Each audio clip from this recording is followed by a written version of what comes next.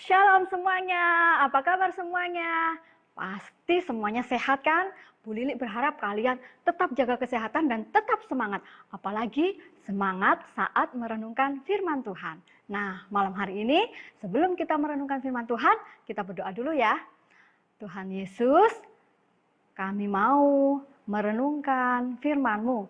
Tuhan berkati perenungan malam hari ini, supaya kami mengerti setiap firman yang disampaikan. Terima kasih Tuhan Yesus, dalam nama Tuhan Yesus kami sudah berdoa. Amin. Nah, malam hari ini renungan kita terambil dari Yohanes 2 ayat 1 sampai 11. Bu Lili ulang lagi ya, Yohanes 2 ayat 1 sampai 11. Dan Ibu Lili mau bacakan buat kalian. Perikopnya tentang perkawinan di Kana. Pada hari ketiga, ada perkawinan di Kana yang di Galilea. Dan Ibu Yesus ada di situ. Yesus dan murid-muridnya diundang juga ke perkawinan itu. Ketika mereka kekurangan anggur, Ibu Yesus berkata kepadanya, "Mereka kehabisan anggur." Kata Yesus kepadanya, "Mau apakah engkau daripadaku, Ibu? Saatku belum tiba." Tetapi Ibu Yesus berkata kepada pelayan-pelayan, "Apa yang dikatakan kepadamu, buatlah itu." Di situ ada 6 tempayan yang disediakan untuk pembasuhan menurut adat orang Yahudi. Masing-masing isinya 2-3 buyung.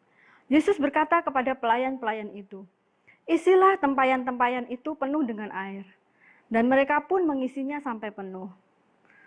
Lalu kata Yesus kepada mereka, "Sekarang cedoklah dan bawalah kepada pemimpin pesta." Lalu mereka pun membawanya. Setelah pemimpin pesta itu mengecap air yang telah menjadi anggur itu, dan ia tidak tahu dari mana datangnya, tetapi pelayan-pelayan yang mencedok air itu mengetahuinya. Ia memanggil mempelai laki-laki dan berkata kepadanya, "Setiap orang menghidangkan anggur yang baik dahulu, dan sesudah orang puas minum, barulah yang kurang baik. Akan tetapi engkau menyimpan anggur yang baik sampai sekarang."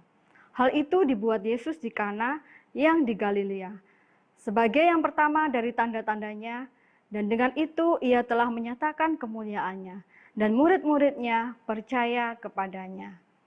Nah, adik-adik, dari kisah yang kita baca menceritakan tentang suatu perkawinan di Kana. Di situ ada Ibu Yesus, ada Yesus dan juga murid-muridnya. Waktu di situ pemilik rumah atau tuan rumah kehabisan anggur dan Ibu Yesus meminta tolong Tuhan Yesus. Dan apa yang terjadi? Tuhan Yesus mengubah air menjadi anggur. Tuhan Yesus melakukan suatu mukjizat yang tidak terpikirkan oleh manusia. Dengan begitu, semua permasalahan teratasin.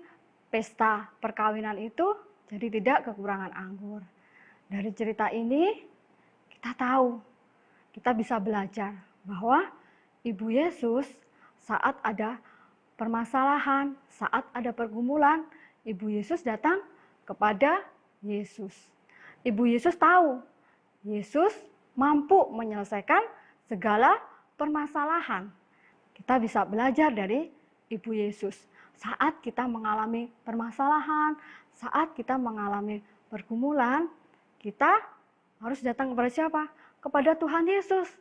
Terus, Lili, kalau kita datang kepada Tuhan Yesus, emang Tuhan Yesus bisa tolong kita? Bisa. Tuhan Yesus bisa memakai siapapun. Tuhan Yesus bisa memakai cara apapun untuk menolong kita. Tuhan Yesus bisa pakai mama kita, papa kita untuk menolong kita. Tuhan Yesus mampu melakukan segala sesuatu yang tidak pernah kita pikirkan. Nah, hari ini kita belajar satu hal ya. Di saat kita mengalami pergumulan, saat kita mengalami permasalahan, kita datang kepada Tuhan Yesus terlebih dahulu. Kita percaya Tuhan Yesus mampu menolong kita. Tuhan Yesus mampu menyelesaikan permasalahan kita. Nah, saatnya kita berdoa sebelum kita beristirahat. Yuk kita berdoa dulu ya. Tuhan Yesus, terima kasih untuk firman-Mu yang singkat pada malam hari ini. Kami tahu Tuhan, Engkau mampu menolong setiap pergumulan kami. Tiada yang mustahil bagi Tuhan. Tuhan bisa melakukan apapun. Karena itu, tolong kami Tuhan untuk senantiasa percaya kepada Tuhan. Dan sebentar lagi kami mau istirahat. Kami menyerahkan istirahat kami ke dalam tangan-Mu. Tuhan memberkati istirahat kami malam hari ini. Dalam nama Tuhan Yesus kami sudah berdoa. Amin. Selamat malam, selamat istirahat. Tuhan Yesus memberkati kita semua.